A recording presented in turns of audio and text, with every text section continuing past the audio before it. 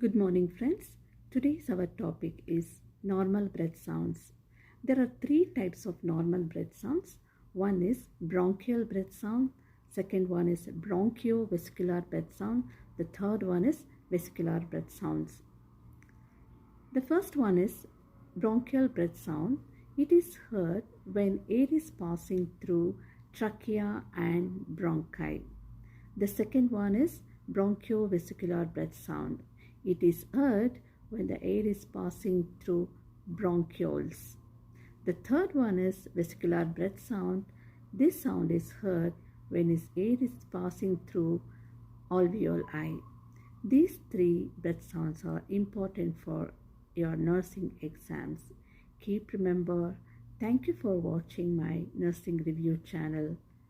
Once again, thank you. See you. Bye.